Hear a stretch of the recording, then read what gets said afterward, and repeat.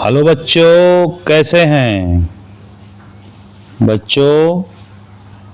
आज हम लोग जो है नया पाठ पढ़ने जा रहे हैं अपनी गणित की पाठ्य पुस्तक का इकाई 3 का पाठ, जिसका नाम है पूर्णांक। क्या नाम है बच्चों? जिस पाठ का नाम है पूर्णांक। और ये देखिए, ये हमारा पाठ है और इस पाठ को हम लोग पढ़ेंगे। पिछले पाठ में हम लोगों ने किसके बारे में पढ़ा था? पिछले जो हमारा इकाई 1 था, जो हमारा क्या था बच्चों, वो था, हमारे पाठ का नाम था संख्याएं, जिसमें कि हम लोगों ने प्राकृतिक संख्याएं पढ़ी। क्या पढ़ा? प्राकृतिक संख्याओं के बारे में। फिर हम लोगों ने पूर्ण संख्याएं पढ़ी। पूर्ण संख्याओं के बारे में पढ़ा। इन पूर्ण संख्याओं की संक्रियाओं के बारे में हम लोगों ने पढ़ा। योगात्मक संक्रियाएं, ऋणात्मक संक्रियाएं और गुणात्मक और भाग संक्रियाएं। इसके बाद अब हम लोग जो पढ़ने जा रहे हैं वो हमारे पाठ का नाम है पूर्णांक। पूर्णांक, जिसको कि हम लोग इंटीजर भी कहते हैं।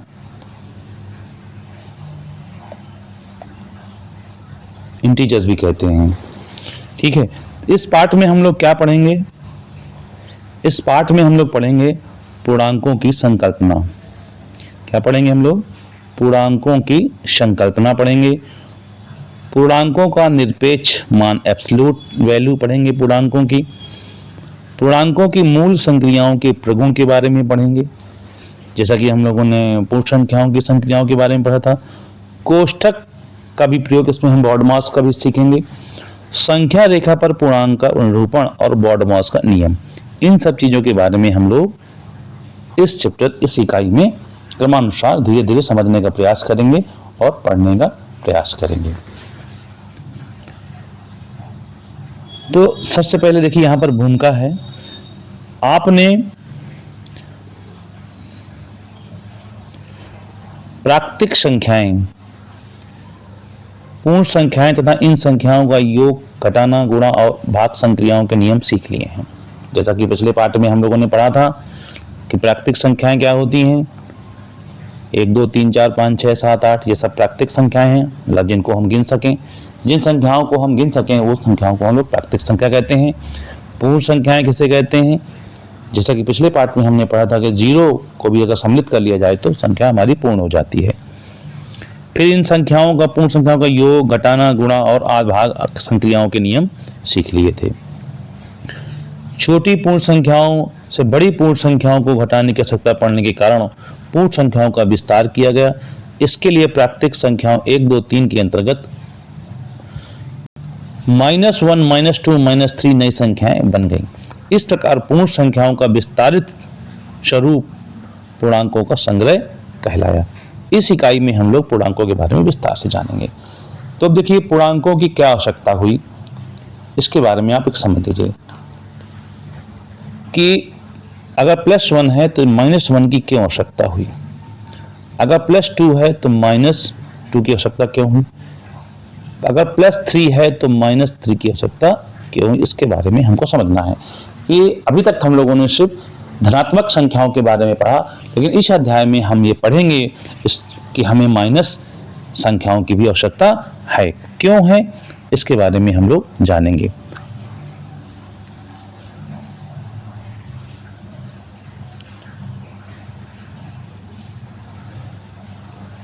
पूर्णांकों की आवश्यकता, एक उदाहरण के द्वारा समझने का प्रयास करते हैं कि हमें पूर्णांकों की, ऋणात्मक पूर्णांकों की आवश्यकता क्यों है। मोहन एक कलम खरीदने बाजार जाता है, जैसा कि आप लोग भी जाते हैं बाजार में कुछ सामान खरीदने। वहां पर वह अपनी परिचित की दुकान पर एक 12 रुपए की एक कलम पसंद करता है, किंतु उसके पास कलम खरीदने के लिए उस समय केवल 10 रुपए ही हैं। वह दुकानदार को बताता है कि अभी यह वह कलम नहीं खरीद सकता, क्योंकि उसके पास कलम मूल्य के बराबर रुपए नहीं है। दुकानदार मोहन को कलम देते हुए कहता है कि जितने रुपए भी आपके पास हैं उतने रुपए अभी दे दीजिए और बाकी के बचे हुए रुपए बाद में दे दीजिएगा। मोहन खुश हो जाता है और कलम लेता है दुकानदार को 10 रुपए दे देता है। बताइए दुकानदार को कितने रुपए उसे अभी और देने पड़ेंगे। स्पष्टता मोहन को अभी दुकानदार को 2 रुपए और देने पड़ेंगे। दुकानदार इन 2 रुपए को मोहन के नाम से अपनी डायरी में उधार के रूप में लिख देता है। किसके रूप में? उधार के रूप में। उधार का मतलब ऋणात्मक के रूप में, जैसा कि अभी हम लोगों ने पिछली अध्याय में भी पढ़ा था। जब एक दुकानदार को उधार के रूप में लौटा देगा तो वह अपनी डायरी में मोहन के नाम पर यह उधार काट देगा। ध्यान दीजिए, दैनिक जीवन में इस तरह की घटनाएं प्रायः होती रहती हैं। इस उधार की राशि को किस चिन्ह के साथ अंकित करेंगे? बताइए। जब हम किसी के पास पैसा जमा करते हैं तो हम +2 के रूप में करेंगे, और जब वो उधार के रूप में लिखेगा तो -2 के रूप में लिखेगा। हम केवल रुपए की उधारी ही नहीं करते, बल्कि कभी कभी वस्तुओं के रूप में भी उधार लेना पड़ता है। किसान खेतों में बीज बोते समय कभी कभी अपने पड़ोसी अथवा गांव के व्यक्ति से जो बीजों को बोने के लिए किसानों को देता है, उधार लेता है। फसल पकने पर उसे लौटाता है। व्यापार में व्यापारी को भी कभी लाभ होता है तो कभी हानि होती है। ऊंचे ऊंचे आधुनिक बड़े भवनों में भूतल के ऊपर तो मंजिलें होती हैं, भूतल के नीचे भी तल्ले बने होते हैं, अतः भूतल के ऊपर और नीचे दोनों ओर सीढ़ियां बनी होती हैं। यदि भूतल से कोई व्यक्ति नीचे की ओर 5 सीढ़ियां उतरता है तो उसे हम किस प्रकार अंकित करेंगे बच्चों? -5। तो अगर भूतल का मतलब जो पहला जो मकान का, जैसे मान लीजिए कोई बिल्डिंग है, सपोज दैट मान लीजिए ये बिल्डिंग बन गई, ये पहला खंड हो गया, तो ये जो भूतल है इसके नीचे भी जो है बिल्डिंगें होती हैं। जब नीचे जाएगा तो क्या करेंगे? तो माइनस से अंकित करेंगे, जब ऊपर जाएगा तो प्लस से। ठीक है। गणितज्ञों ने उपर्युक्त उदाहरणों से यह स्पष्टता के लिए उधार ली गई राशि, भूतल से नीचे उतरी हुई सीढ़ियों की संख्या इत्यादि के लिए माइनस या ऋण चिन्ह पढ़ते हैं लगाने की संकल्पना की। ध्यान दीजिए, विपरीत स्थिति जैसे लाभ, हानि, आय, व्यय, 0 डिग्री सेल्सियस से ऊपर और 0 डिग्री सेल्सियस से नीचे के तापमान, संख्या रेखा पर 0 से दाईं और 0 से बाईं ओर, मतलब जैसे हमारी संख्या रेखा हमने खींच दिया, ये हमारी 0 है। इधर की ओर जाएंगे तो हमारा धनात्मक होगा, और जब इधर की ओर जाएंगे तो हमारा ऋणात्मक होता है। ये हमारा हो गया दाईं ओर और ये हमारा हो गया बाईं ओर। तो आपको समझ में आ गया होगा, 0 के दाईं ओर जाने पर धनात्मक और बाईं ओर जाने पर ऋणात्मक। पूर्णांक। हमने पूर्ण संख्याओं के विषय में अध्ययन करते समय देखा कि पूर्ण संख्याओं पर घटाने की संक्रिया में संवरक नियम लागू नहीं होता, क्योंकि पूर्ण संख्याओं में माइनस से युक्त संख्याओं का कोई स्थान नहीं है। परंतु व्यवहारिक जगत में यह देखा जा रहा है कि माइनस युक्त संख्याएं भी पूर्ण संख्याओं की तरह महत्वपूर्ण है। आइए इसे हम एक उदाहरण से समझते हैं। जैसा कि हम लोगों ने संख्या में पढ़ा था कि किसी भी पूर्ण संख्या में, किसी भी पूर्ण संख्या में, पूर्ण संख्या से पूर्ण संख्या घटाने पर पूर्ण संख्या प्राप्त नहीं होती। ये हम लोगों ने पिछले उसमें पढ़ा था। उदाहरण द्वारा समझते हैं। मान लीजिए हमने 5 में अगर -10 घटा दिया तो कितना आएगा बताइए? -5 आएगा ना, कि -5 हमारा पूर्ण संख्या नहीं है। लेकिन अपोजिटनेस विपरीतता। अब आप देखिए यहाँ पर चित्र में देखिए, एक धावक इधर की ओर दौड़ रहा है 0 के दाईं ओर, एक दौड़ रहा है बाईं ओर। एक खेल में हरी और डेविड प्रत्येक 0 से दौड़ना प्रारंभ करते हैं। हरी जितने कदम दाहिने जाता है, डेविड उतने ही कदम बाएं जाता है। इस प्रकार यदि हरी 5 कदम दाहिने तो डेविड 5 कदम बाएं। 0 से 5 कदम दाहिने और 5 कदम बाएं के विस्थापन विपरीतता के बोधक हैं। 0 से दाहिने की ओर धनात्मक और बाईं ओर ऋणात्मक चिन्हों को व्यक्त करते हैं। इस प्रकार हरी की स्थिति +5 और डेविड की स्थिति -5 से प्रदर्शित की जाएगी। अच्छा, आपके समझ में आ गया होगा। प्रयास कीजिए। चलिए कुछ उदाहरणों के द्वारा समझने का प्रयास करते हैं। निम्नांकित स्थितियों को चिन्ह सहित बताइए। जैसे कि यहाँ पर लिखा हुआ 0 से 8 कदम बाएं। जैसे मान लीजिए हमने एक संख्या रेखा खींच ली, ये हमारा 0 है। ओके, इसको हम लोग कहते हैं 0। अब 8 कदम बाएं, कितना? 8 कदम, ये हमारा दाएं है। तो ध्यान दीजिए, दाहिने हाथ की तरफ दाएं और बाएं हाथ की तरफ बाएं। ठीक है, इसको अंग्रेजी में कहेंगे राइट और लेफ्ट। कितना कह रहा है, 0 से 8 कदम बाएं बाएं चलना है, तो यहाँ से 1 कदम, 2 कदम, 3, 4, 5, 6, 7, 8, कितना लिखेंगे इसको, -8। 0 से 7 कदम दाएं, तो यहाँ पर 1, 2, 3, 4, 5, 6, 7, तो क्या हो जाएगा यहाँ पर -7, कितना जाएगा -7, हम लिखेंगे -7। 0 से 11 कदम दाएं, तो यहाँ हो जाएगा माइनस, प्लस हो जाएगा, यहाँ पर प्लस होगा, यहाँ भी प्लस होगा, सॉरी, तो 11, बाएं में -6। ठीक है, अब आपको समझ में आ गया, दाएं की ओर जाएंगे 0 से तो प्लस, और 0 से बाएं की ओर जाएंगे तो माइनस। चलिए अगला उदाहरण से समझते हैं।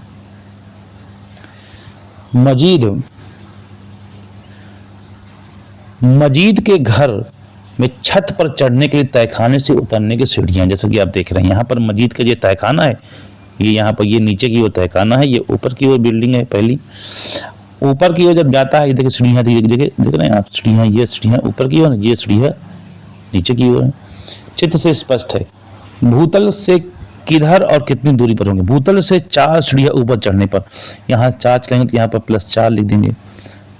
3 सीढ़ियां नीचे उतरने पर, तो यहाँ पर -3 हो जाएगा, ये -3 आ गया, ये -4 आ गया। इसी प्रकार जो है, भूतल से 3 सीढ़ियां नीचे उतरने पर -3, भूतल से 5 सीढ़ियां ऊपर चढ़ने पर, 5 सीढ़ियां ऊपर चढ़कर, बताइए। अब वो कह रहा है कि यहां पर देखिए प्रश्न है हमारा, ये इसको समझ लीजिए।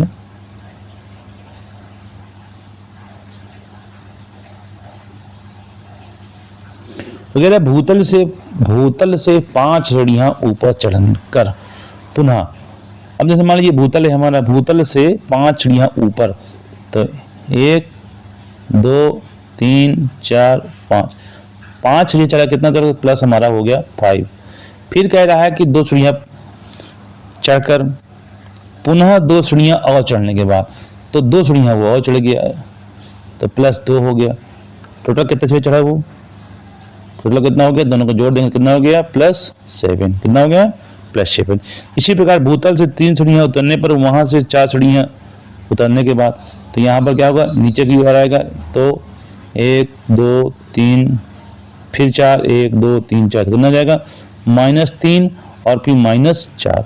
दोनों को अगर हम जोड़ दें तो कैसे जोड़ेंगे, -3 और धन -4, माइनस माइनस आपस में जुड़ जाएंगे, कितना हो जाएगा, -7। इस प्रकार हमारा करेंगे।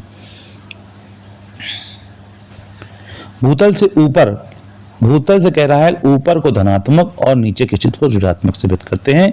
ऊपर प्रक्रिया को करने पर इस प्रकार हम करेंगे सॉल्व। ठीक है, विचार कीजिए अगला उदाहरण समझाने की कोशिश है।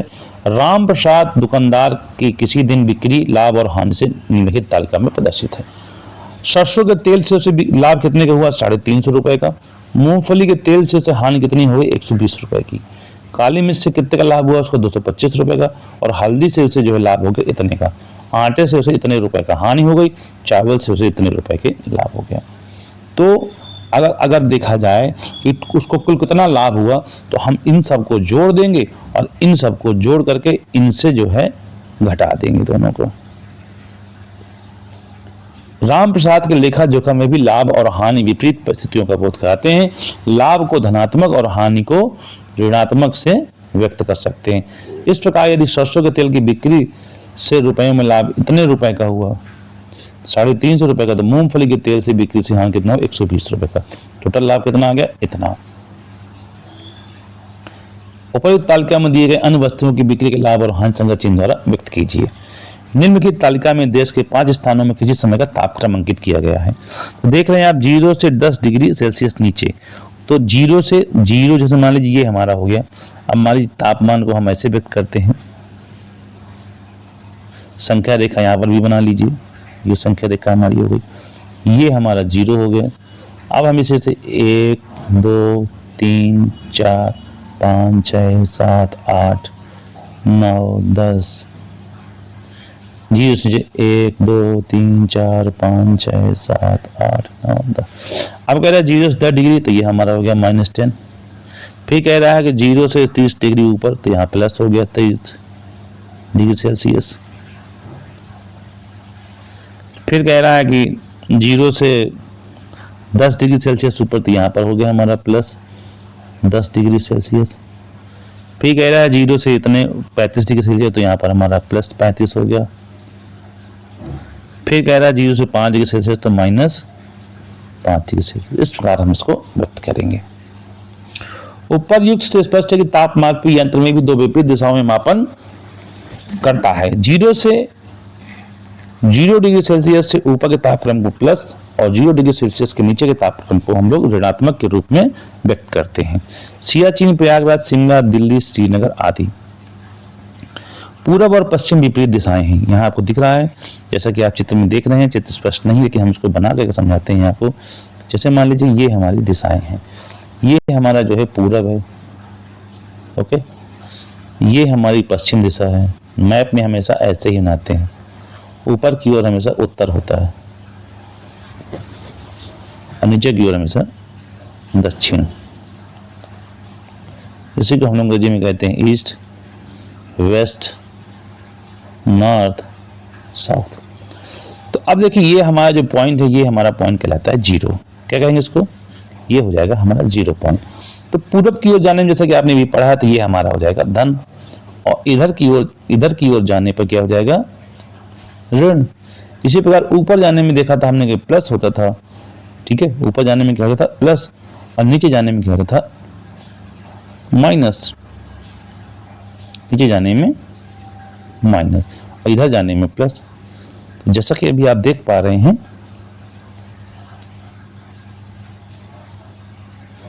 ये देखिए चित्र में दिख रहा है आपको, तो ये हमारा पूरा कोऑर्डिनेट का बन गया।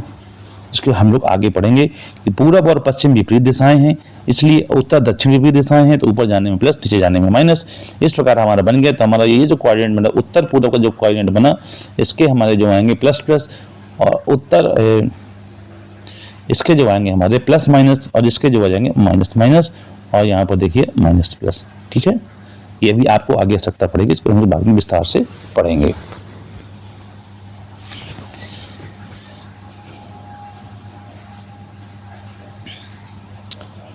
पूर्ण संख्या के संग्रह को आवश्यकता अनुसार, देखिए यहां पर हम लोग पढ़ते हैं पूर्ण संख्या के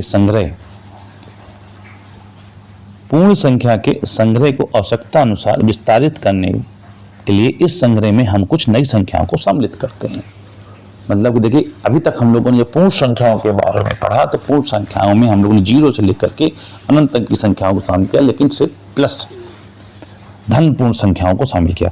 लेकिन इसके विस्तारित करने के लिए इस संग्रह में हमें कुछ नई संख्याएं सम्मिलित करते हैं, जिन्हें हम प्राकृतिक संख्याओं के संगत हम इन संख्याओं को निम्नलिखित ढंग से बनाते हैं। जैसे 1 के संगत माइनस ऋण, इस प्रकार हम बनाते हैं कि 1 + -1 बराबर 0। अगर हम पूर्ण संख्या 1 के संगत माइनस ऋण को लिखें तो हमारे प्राप्त होगा 0। इसी प्रकार हम लोग 1 और 1 परस्पर विपरीत हैं। 2 के संगत -2 या -2, इस प्रकार बनाते हैं कि 2 + -2 बराबर 0। इसी प्रकार 2 परस्पर विपरीत 2 है, संगत 2 बनाते हैं 3 -3 0। तो एक नई संख्याओं -1 -2 -3 को हम लोग ऋणात्मक पूर्णांक कहते हैं। क्या कहते हैं हम इसको? ऋणात्मक पूर्णांक या ऋण पूर्ण संख्याएं कहते हैं, ऋण पूर्णांक कहते हैं। क्या कहते हैं इनको हम लोग? ऋण पूर्णांक। हर संख्या का विपरीतार्थक होगा, जैसे +9 का -9। ठीक है, इस प्रकार हम कह सकते हैं कि प्राकृतिक संख्याओं, ऋण पूर्णांकों और शून्य सहित संख्याओं का एक नया संग्रह निम्नांकित है। जैसे प्राकृतिक संख्याएं शामिल हैं, उनके ऋण पूर्णांक भी शामिल हैं और शून्य भी शामिल हैं। इन सभी संख्याओं को हम लोग पूर्णांक कहते हैं। जब ये समूह में आ जाते हैं तब इनको हम लोग क्या कहते हैं? पूर्णांक कहते हैं। पूर्णांक में क्या क्या शामिल हो गया? 0 शामिल है हमारा, 1 2 3 4 शामिल है अनंत तक।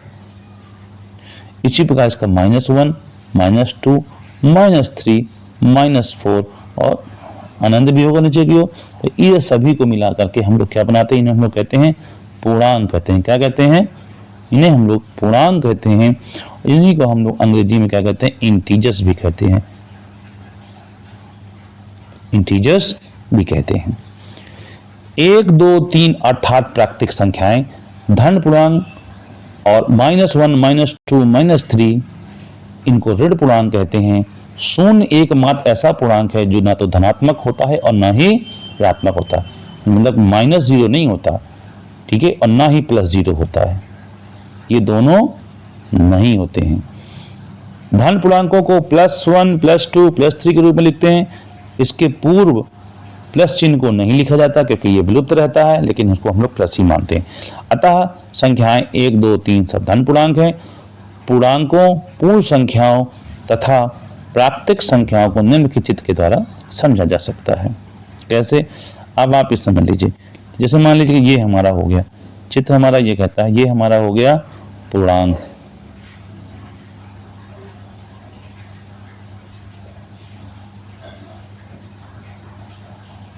ये हमारा हो गया पूर्णांक, क्या कहेंगे इसको, ये हमारा हो गया पूर्णांक। इसी पूर्ण संख्याओं के अंतर्गत जो है अगर हम देखें तो हमारे हो गए, और समझ लीजिए इसकी ये हमारा पूर्णांक हो गया, ये हमारे धनात्मक हो गए पूर्णांक, ये हमारे हो गए ऋणात्मक पूर्णांक, ये हमारा हो गया शून्य। यहाँ पर देखिए पूर्णांक हो गया, पूर्णांक में ये हो गए पूर्ण संख्याएं हो गई, ऋण पूर्णांक हो गया, शून्य हो गया, और प्राकृतिक संख्याएं भी हो गई। इसको हम लोग चित्र के द्वारा ऐसे भी समझ सकते हैं कि जैसे मान लीजिए यहाँ पर हमारे प्राकृतिक संख्या, सबसे पहले आप ले लीजिए कि प्राकृतिक संख्याएं हम लोगों ने सबसे पहले क्या पढ़ा था, प्राकृतिक संख्याएं हमारी 1, 2, 3, 4 डॉट डॉट। इसके बाद हम लोगों ने 0 जोड़ दिया तो हमारा बन गया क्या, पूर्ण संख्याएं। क्या बन गई, इसको और इसको मिला करके हमारा बन गया पूर्ण संख्या। क्या बन गया, पूर्ण संख्याएं। अब यहीं पर हमने एक ऋण पूर्ण संख्याएं बना लिया। क्या बना लिया, ऋण पूर्ण, विस्तारित रूप किया ऋण पूर्ण संख्याएं। अब इन दोनों को मिला के हमारे, चलिए बच्चों अब हम लोग जो पढ़ेंगे संख्या रेखा पर पूर्णांकों का निरूपण। क्या पढ़ेंगे, संख्या रेखा पर हम पूर्णांकों को कैसे दिखाएंगे। एक संख्या रेखा खींचिए, 0 बना लिया आपने, देखिए यहाँ पर ये आपका 0 हो गया। 1, 2, 3, 4, 5, 6, 7, 8, 1, 2, 3, 4, 5, 6, 7, 8, 9, 10 पट्टी की सहायता से बिल्कुल बराबर बराबर के चलेंगे।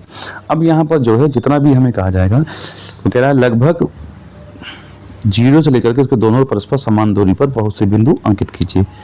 शून्य द्वारा शून्य निरूपित करके इसके दाईं ओर क्रमागत बिंदुओं को 1, 2, 3, 4 के द्वारा दिखाते हैं। कैसे, 1, 2, 3, 4, 5, 6, 7। यहाँ दिखाएंगे -1, -2, -3, -4, -5 और -6 इस तरह।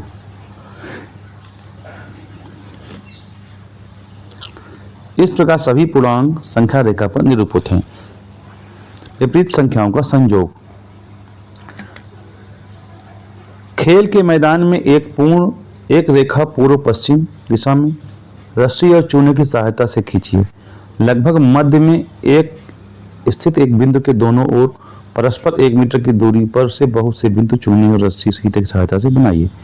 लगभग मध्य में अंकित बिंदु द्वारा शून्य निरूपित करके अन्य बिंदुओं द्वारा पूर्णांकों को निरूपित कीजिए।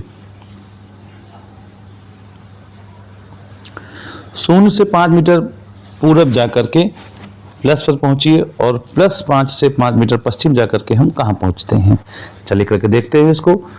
जैसे मान लीजिए कि हमने यहाँ पर जो है ये बना लिया और ये बना लिया, ये हमारा हो गया पूरब, ये है हमारा पश्चिम, और ये है हमारा उत्तर, और ये है हमारा दक्षिण। अब यहाँ पर अगर हम 0 मान ले तो यहाँ पर 1, 2, 3, 4 और 5। अब यहाँ पर माने हम 1, 2, 3, 4, 5।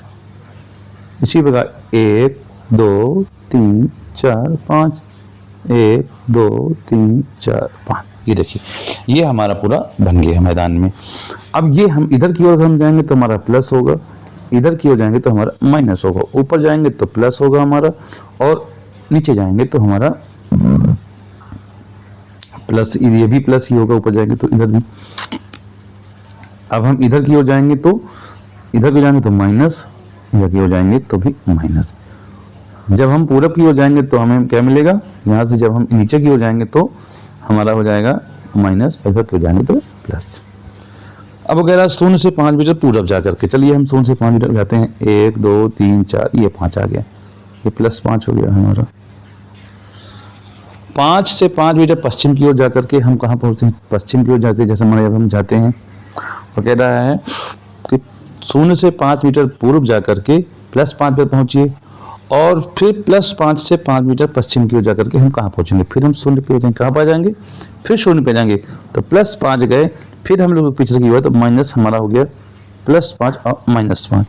अब इसको अगर हम जोड़ दे दोनों को तो क्या हो जाएगा, देखिए यहाँ पर देखिए जोड़ा भी है, ये +5 है और ये -5, दोनों को देखिए क्या हुआ, 0 आ गया।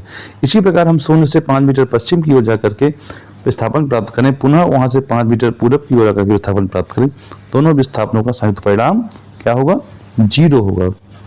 इस प्रकार हम देखते हैं कि +5 और -5 परस्पर ऐसे पूर्णांक हैं, ये देखिए इस प्रकार इनका विपरीत पूर्णांक जो है, इसी प्रकार -7 और +7 परस्पर विपरीत पूर्णांक है। चलिए हम लोग प्रयास करते हैं, यहाँ पर जो है प्रश्नावली लगाने का अभ्यास करते हैं, प्रश्नावली लगाने का अभ्यास करते हैं हम लोग, जो है क्रमानुसार लगाने का प्रयास करते हैं। यहाँ पर देखिए कह रहा है, क्या कह रहा है वो, यहाँ पर कह रहा है कि निम्नलिखित पूर्णांकों के विपरीत पूर्णांक बताइए, निम्नलिखित पूर्णांकों के विपरीत पूर्णांक हमें बताने हैं। तो यहाँ पर क्या दिया हुआ है, -6, तो -6 का विपरीत पूर्णांक क्या होगा बताइए, -6 का विपरीत पूर्णांक होगा +6। अब +9 का विपरीत पूर्णांक क्या होगा, फिर -9, -11 का विपरीत पूर्णांक क्या होगा, +11, +12 का क्या होगा विपरीत पूर्णांक, -12, -17 का विपरीत पूर्णांक क्या होगा, +17। जैसा कि आप समझ चुके हैं कि विपरीत पूर्णांक हमेशा उसके विपरीत संख्या में होते हैं, मतलब कि चिन्ह उसके जो संख्या वही रहती है, उनके चिन्ह बदल जाते हैं। देखिए दूसरा सवाल है हमारा, मान बताना। क्या बताना है, मान बताइए, क्या बताना है मान में, मान ये बताना है आपको। इसको क्लिक करके देखते हैं, एक मैं करूंगा, इसके बाद फिर आप लोग करेंगे। तो कह रहा है पहला संख्या है हमारा पहला है हमारा -11 ब्रैकेट बंद, और प्लस के बाद +11 +11। अब अगर इसको हम दोनों इसको सॉल्व करें कैसे होगा बताइए, चलिए इसके ब्रैकेट खोलते हैं, तो -11 है और इसको आपस में जोड़ेंगे तो क्या हो जाएगा, +11, दोनों देखिए आ जाएगा 0, कितना आ जाएगा परिणाम हमारा, 0। तो इसी प्रकार इनका भी देखिए 0 आ जाएगा, क्या आ जाएगा 0, और इसका भी 0 आ जाएगा, क्योंकि दोनों 0 क्यों आ रहा है, क्योंकि दोनों एक दूसरे के योगात्मक प्रतिलोम हैं। जब दो पूर्णांकों के योगात्मक प्रतिलोमों को हम आपस में जोड़ते हैं तो उनका योगफल हमेशा 0 आता है। ये देखिए प्रत्येक धन पूर्णांक के संगत एक ऋण पूर्णांक होता है और इन दोनों का योगफल हमेशा 0 होता है। ये हमें इससे निष्कर्ष प्राप्त हुआ। हम देखते हैं कि संख्या रेखा पर धन पूर्णांक के 0 के दाहिनी ओर, ऋण पूर्णांक 0 के बाईं ओर है। संख्या रेखा पर विपरीत पूर्णांकों के जोड़े युग्म धनात्मक और ऋणात्मक। आइए जानें, प्रत्येक धन पूर्णांक के संगत प्रत्येक धन पूर्णांक के संगत एक ऋण पूर्णांक होता है और इन दोनों का योगफल 0 होता है। प्रत्येक धन पूर्णांक की संगतता एक ऐसे ऋण पूर्णांक से है जिसकी 0 से वही दूरी जो धन पूर्णांक से 0 से विपरीत दिशाओं में है। जैसा चित्र के द्वारा भी हम लोगों ने समझा था। हम धन और ऋण पूर्णांकों के ऐसे जोड़े बना सकते हैं जो परस्पर विपरीत हैं, अतः हम इन जोड़ों को विपरीत दिशाओं में मापन हेतु प्रयोग कर सकते हैं। उदाहरणतः यदि -40 रुपए की हानि को व्यक्त करता है तो +40 रुपए के लाभ को परिचायक है। संख्या रेखा पर विपरीत पूर्णांकों के जोड़े युग्म। पूर्णांक देखिए, पूर्णांक ये हैं हमारे -3, -2, 0 से आप इधर जाइए चाहे उधर जाइए, संख्याएं हमारी ये हैं, ये वो पूर्णांक है जिसे हम लोग इंटीजर्स कहते हैं। ये हमारी संख्याएं हैं जिन्हें हम धन पूर्णांक कहते हैं। ये भी हमारी संख्याएं हैं जिन्हें ऋण पूर्णांक कहते हैं। और शून्य सहित सभी धन और ऋण पूर्णांक हैं। चलिए, इनके भी कुछ नियम हैं, संक्रियाएं हैं। योगात्मक प्रतिलोम, किसी पूर्णांक a के विपरीत -a को उसका योगात्मक प्रतिलोम कहते हैं। किसी पूर्णांक a के विपरीत -a को उसका योगात्मक प्रतिलोम भी कहते हैं। जैसे +5 का योगात्मक प्रतिलोम क्या होगा? -5। +8 का कितना होगा? +8 का होगा -8। इस प्रकार जो है हर संख्या का एक योगात्मक प्रतिलोम होता है। इसीलिए -6 और +6 परस्पर योगात्मक प्रतिलोम है। चूंकि 0 धन 0 कितना होता है? शून्य। अतः शून्य का योगात्मक प्रतिलोम स्वयं शून्य ही है। पूर्णांकों की तुलना, निम्नांकित पर विचार कीजिए। 0 से 50 डिग्री सेल्सियस ऊपर के तापक्रम तथा 50 डिग्री सेल्सियस नीचे के तापक्रम में कौन ऊंचा है? तो +5 और -5 पूर्णांकों में कौन बड़ा है? सौभाग्य सी बात है कि प्लस वाला पूर्णांक हमेशा बड़ा होगा और माइनस वाला पूर्णांक हमेशा छोटा होगा। पूर्ण संख्याओं में हम जानते हैं, दो पूर्ण संख्याओं में से संख्या रेखा पर दाहिनी ओर स्थित संख्या बड़ी होती है, जैसे 8 और 6, जिनके समानार्थी 6 और 8 रेखा पर दाहिने तथा उसके बाएं ओर। कहने का मतलब ये है कि हमेशा संख्या 1, 2, 3, 4, 5 तो हमेशा बाईं ओर वाली संख्या बड़ी होती है और दाईं ओर वाली संख्या बड़ी होती है और बाईं ओर वाली संख्या हमेशा छोटी होती है। जैसा कि आप देखिए, ये हमारा 1 है, ये हमारा कितनी ओर है? दाईं ओर है या बाईं ओर है? सॉरी, और ये दाईं ओर है। देखिए, दाईं ओर संख्या क्रम के अनुसार बड़ी हैं और बाईं ओर जब हम आते हैं, बाईं ओर संख्याएं हमारी क्रमानुसार घट जाती हैं, जिससे कि हमें पता चलता है कि बाईं ओर के पूर्णांक हमेशा बड़े होते हैं, दाईं ओर के पूर्णांक हमेशा छोटे होते हैं। यही नियम यथावत पूर्णांकों की तुलना में भी प्रयुक्त होता है। अतः दो पूर्णांकों में जो संख्या रेखा के दाहिने होती हैं वो अपने बाएं के पूर्णांक से बड़ी होती हैं। स्मरण रखिए, प्रत्येक धन पूर्णांक, यहाँ देखिए, ध्यान दीजिए आप लोग, एनएमएस से संबंधित यहाँ से क्वेश्चन पुटअप होंगे, आपके बनेंगे क्वेश्चन यहाँ से। प्रत्येक धन पूर्णांक समस्त ऋण पूर्णांकों से बड़ा होता है। शून्य प्रत्येक धन पूर्णांक से छोटा होता है, शून्य प्रत्येक ऋण पूर्णांक से बड़ा होता है। बड़े पूर्णांक का योगात्मक प्रतिलोम छोटे पूर्णांक के योगात्मक प्रतिलोम से छोटा होता है, जैसे कि 5 बड़ा ग्रेटर देन 3। इसी प्रकार -5 जो है -3 से छोटा होता है। ओके, अब हम जाते हैं पूर्णांकों के निरपेक्ष मान या एब्सोल्यूट वैल्यू क्या होती है। पूर्णांकों के निरपेक्ष मान और एब्सोल्यूट वैल्यू के बारे में हम लोग पढ़ेंगे, क्या होती है। संख्या रेखा खींचिए, ईश्वर पूर्णांकों को प्रदर्शित कीजिए। चलिए संख्या रेखा खींचते हैं भाई। ये देखिए हमारी संख्या रेखा हो गई, ये 0 हो गया, 1, 2, 3, 4, 5, 6, 7, 8, 1, 2, 3, 4, 5, 6, 7, 8। अब इसको हम लोग 0 से यहाँ पर लिखें +1, +2, +3, +4, +5 और +6। इसी प्रकार -1, -2, -3, -4, -5, -6। 6 शून्य से कितनी दूरी पर है बताइए? 6 शून्य से कितनी दूरी पर है? यहाँ देखते हैं, ये हमारा देखिए यहाँ पर है, ये हमारी संख्या है। -6 कितनी दूरी पर है? तो ये -6 इतनी दूरी पर है। उपरोक्त दूरियों के बीच में क्या संबंध है? अब 0 के संदर्भ में देखें तो ये इधर बाईं ओर 6 कदम, ये इधर की ओर 6।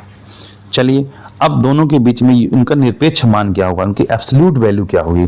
तो अगर हम यहाँ पर देखें +6 +6 और इसको हम जोड़ दें -6 से तो कितना हो जाएगा बताइए, बताओ भाई, 0 आ जाएगा। कितना आ जाएगा? 0। अगर +6 में -6 जोड़ें तो हमारी जो है एब्सोल्यूट वैल्यू कितनी आएगी? 0 आ जाएगी। दोनों दूरियों का परिणाम 6 है। इस प्रकार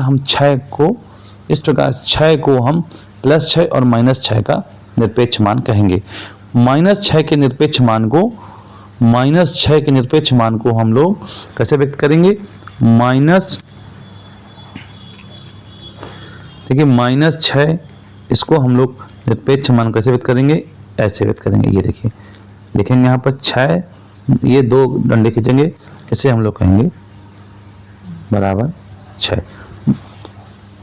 और इसके बाद जो है फिर हम लोग खींचेंगे बराबर ये +6। मतलब दोनों के निरपेक्ष मान को जो है 6 है। 8 का निरपेक्ष मान दोनों का 8 और 9 का निरपेक्ष मान 9। दोनों दूरियों का परिणाम 6 है। इस प्रकार हम 6 को +6 और -6 और -6 का निरपेक्ष मान कहेंगे। ठीक है, क्या कहेंगे? -6 और +6 का निरपेक्ष मान कितना हो जाएगा? 6। ये देखिए, अब चूंकि ये हम लोग जान गए हैं इस खाली स्थान को भरना है, तो यहाँ कितना भरेंगे बताइए? यहाँ बताइए कितना भरेंगे? +11 है तो यहाँ पर हम लोग 11 भर देंगे। 13 कितना हो जाएगा? 13 है, यहाँ पर हम लोग 47 भर देंगे, यहाँ पर हम लोग 12 भर देंगे। ठीक है, चलिए अब हम लोग अभ्यास करते हैं।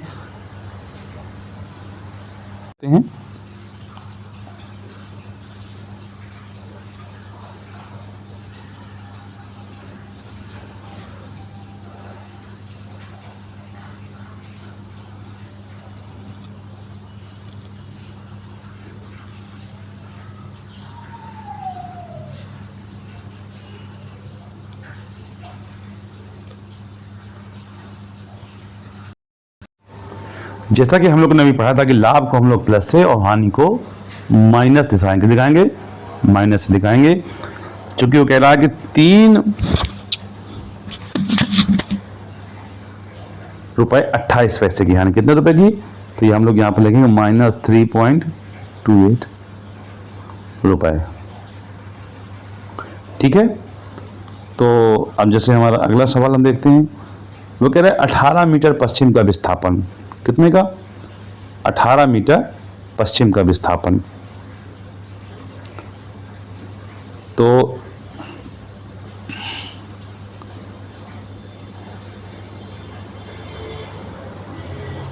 18 मीटर पश्चिम, फिर से हमको वही करना पड़ेगा। ये देखिए हमारा ये हमारा हो गया ईस्ट, ये वेस्ट, नॉर्थ, साउथ। तो पश्चिम का मतलब वेस्ट की ओर। इधर की ओर जब वो आएगा 18 कदम तो इसको हम लोग -18 करेंगे। इधर जाएगा तो प्लस, ऊपर जाएगा तो प्लस। तो ये 18 मीटर हमारा पश्चिम का विस्थापन, क्या लिखेंगे इसको? -18। समुद्र तल से 100 मीटर ऊंचाई, तो ये हमारा प्लस का हो जाएगा 1000 मीटर। निम्नलिखित पूर्णांकों के योगात्मक प्रतिलोम लिखने हैं। हमें क्या लिखना है? योगात्मक प्रतिलोम। जैसा कि अभी हम लोगों ने ऊपर पढ़ा है अभी कि प्रत्येक धनात्मक संख्या का ऋणात्मक प्रतिलोम होता है। तो यहाँ पर क्या होगा? +9 का क्या होगा योगात्मक प्रतिलोम? -9 को लिख लीजिए। -21 का क्या होगा योगात्मक प्रतिलोम? +21। और +39 का क्या होगा योगात्मक प्रतिलोम? -39। इसी प्रकार जो है हमारा है -41 का योगात्मक प्रतिलोम क्या होगा? +41। और +91 का हो जाएगा हमारा -91। तो ये हमारे हो जाएंगे योगात्मक प्रतिलोम। इनको नोट कर लीजिए अपनी नोटबुक में। आप अपनी संख्या रेखा खींचिए, उस पर संख्या रेखा खींचना है और उस पर जो है हमें क्या करना है? निम्नांकित पूर्णांकों को प्रदर्शित कीजिए। बिल्कुल सरल है, आराम से करेंगे हम लोग इसको। देखिए संख्या रेखा जैसे कि हमने आपको बताया, ये हमारी संख्या रेखा हो जाएगी। ये देखिए, और इसमें क्या कह रहा है? वही हमारा 0 है। नहीं नहीं सॉरी, संख्या रेखा खींचना है हमको, संख्या रेखा खींचनी है। ये हमारी संख्या रेखा हो गई।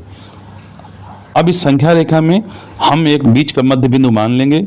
पट्टी की सहायता से आपको बनाना है संख्या रेखा जीरो, और पट्टी की सहायता से आपको इसको 1 2 3 4 5 6 7 और इसी को आगे बढ़ाएंगे 8 9 10। यहाँ लिखेंगे 1 2 3 4 5 6 7 8 9। 1 2 3 4 5 6 7 8 9 10। ये भी देखिए हमारी संख्या, ये माइनस यहाँ लिखेंगे हम लोग, -1 -2 -3 -4 -5 -6 -7 -8 -9। अब अगर आप +4 को दिखाई दो, किधर क्यों जाएंगे हम लोग? दाईं ओर जाएंगे। किधर जाएंगे? दाएं। प्लस है ना, तो हम लोग जाएंगे दाएं। अगर माइनस होता तो हम लोग कहाँ जाते? बाएं ओर जाते। अब +4 है तो यहाँ से हम लोग 0 से गिनना शुरू करेंगे, 1 2 3 4, तो हम लोग यहाँ पर लिख देंगे +4। फिर -9 है तो हम लोग बाएं ओर जाएंगे, 1 2 3 4 5 6 7 8 9, लिख देंगे यहाँ पर -9। फिर है +7 तो +7 के ऊपर +7 लिख देंगे। फिर -3 है तो -3 लिख देंगे यहाँ पर, और इसके बाद है -6 तो -6। इस प्रकार हमने संख्या रेखा पे इन संख्याओं को प्रदर्शित कर दिया। ठीक है,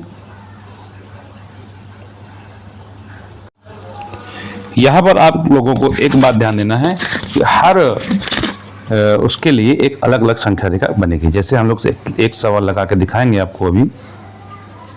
जैसे आप देखिए यहाँ पर हम लोग का नंबर अगर लगाएंगे तो इसको ऐसे लगाएंगे, यहाँ पर लिखेंगे का नंबर और उसके लिए एक संख्या रेखा खींचेंगे। ये मान लीजिए हमारे 0 है, 4 है तो यहाँ पर 1 2 3 4, तो यहाँ पर लिखेंगे 1 2 3 4 और यहाँ से हम लोग इसको ऐसे उठा देंगे, तो हमारा बन जाएगा +4। ठीक है, इसी प्रकार हम लोग खा के लिए भी करेंगे ऐसे ही। यहाँ पर जैसे हमारी संख्या रेखा है, यहाँ पर 0 है तो हम लोग यहाँ पर से 9 कदम खींचेंगे, 1 2 3 4 5 6 7 9, तो यहाँ से हम लोग जाएंगे और ये जो है 9 के लिए आ जाएगा -9। ठीक है, चलिए अगला सवाल करके देखते हैं। 6वां नंबर हमारा कह रहा है कि पूर्णांकों को ऊर्ध्वाधर रेखा पर भी दिखा सकते हैं, जिस पर की दिशा ऊपर की दिशा को धनात्मक तथा नीचे की दिशा को ऋणात्मक माना जाता है। पर्श्वांकित संख्या को रेखा खींचिए और निम्नलिखित प्रश्नों के उत्तर दीजिए।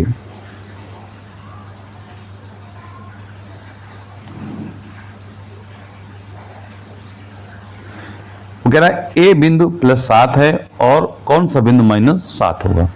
चलिए ऊर्ध्वाधर रेखा भी खींचते हैं। बिंदु बी के किस पूर्णांक को निरूपित करता है? बिंदु बी किस पूर्णांक को निरूपित करता है? बिंदु बी का विपरीत बिंदु बताइए। बिंदु डी और के यल को निरूपित कीजिए, को निरूपित पूर्णांक में लिखिए। बिंदुओं डी के यल के विपरीत का बताइए। चलिए इस सवाल को भी करने का प्रयास। चलिए बच्चों हम लोग 7वां प्रश्न करते हैं। निम्नलिखित के बीच के सभी पूर्णांक लिखिए। इसको कैसे करेंगे ध्यान से देखिए। हमारा 7वां का नंबर जो है उसको जरा देखिए ध्यान से। का नंबर में क्या कह रहा है वो कि -2 और +3 सॉरी। तो का नंबर देखिए, इसको अगर हम देख लें तो -2 के बाद क्या आएगा बताइए बच्चों? हमारा प्लस क्यों सॉरी। तो यहां पर हम लोग इसके लिए क्या करेंगे? सरल तरीका इसका ये है कि एक हम लोग संख्या रेखा बनाएंगे।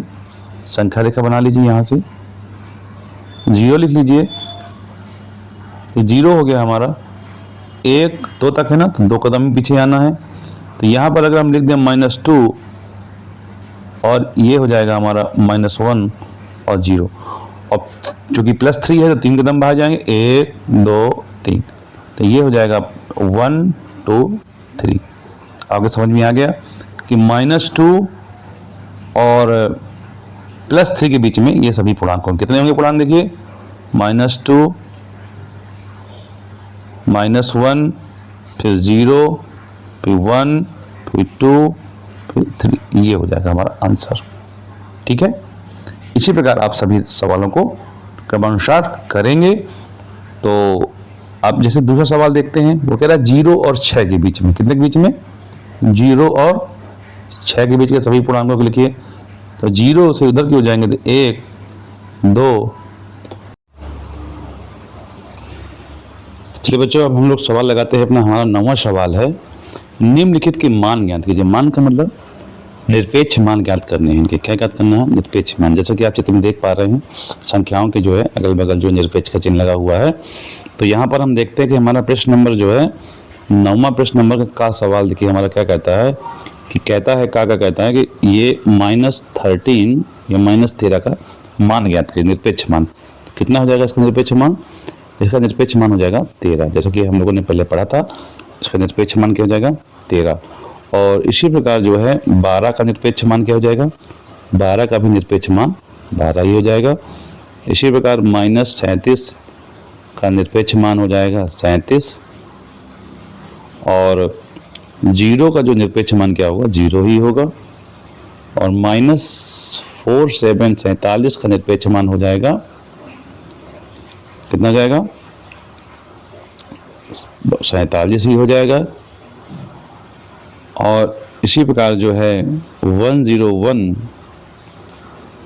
101 का निरपेक्ष मान भी 101 ही होगा। इस प्रकार ये हमारा जो है सवाल लगाया जाएगा। अब हम अगला अभ्यास सवाल देखते हैं। हमारा 10वां सवाल है, अपनी अभ्यास पुस्तिका में सत्य या असत्य कथन की पहचान करके लिखना है। सबसे छोटा पूर्णांक, सबसे छोटा पूर्णांक। तो यहाँ पर जो है हम करेंगे, तो सबसे छोटा पूर्णांक 0 है, ये कथन बिल्कुल असत्य है। इसमें हम लोग क्रॉस का चिन्ह लगा लेंगे, क्योंकि सबसे छोटी पूर्ण संख्या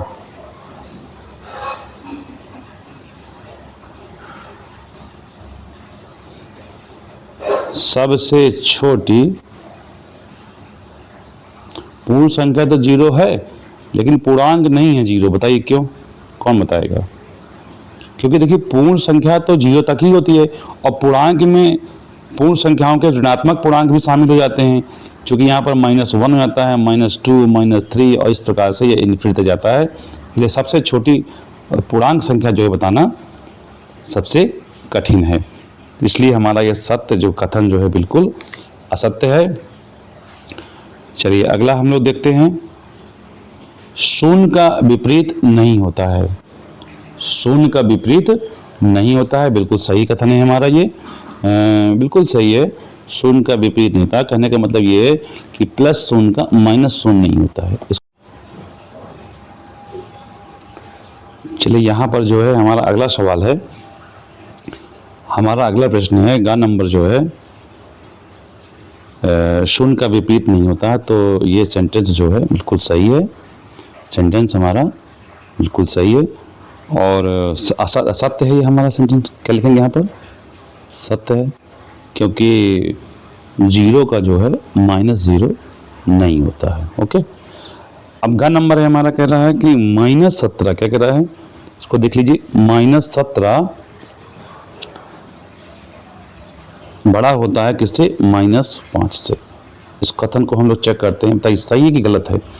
तो ये कथन सर्वथा जो है असत्य है, गलत है। ये कैसे गलत है, इसको सिद्ध करने के लिए देखिए हम लोग समझते हैं, एक हम लोग जो है रेखा खींचते हैं। ये 0, जैसा कि बताया गया था कि हमेशा दाएं वाली संख्या बड़ी होती है, दाएं वाली संख्या बड़ी होती है और बाएं वाली संख्या छोटी होती है। जैसा कि हमने पढ़ा था कि 1, 2, 3, 4। इसी प्रकार अगर हम देखें यहाँ पर लिखें तो -5 के बाद -17 आएगा, इसलिए जो है ये असत्य है।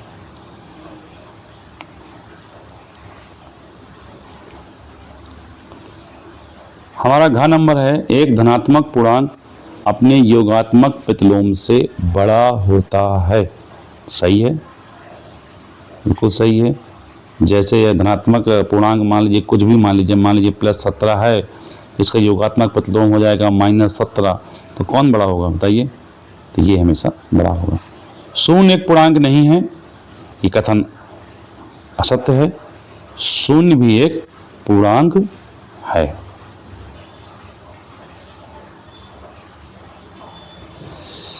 चलिए, इसी के साथ बच्चों की हमारी प्रश्नावली 3rd A पूरी हुई और मिलते हैं 3rd B नेक्स्ट वीडियो में। अतः अगर आपको हमारा यह वीडियो पसंद आया हो तो इसको लाइक एवं कमेंट करें और अगला वीडियो देखने के लिए चैनल को सब्सक्राइब करें।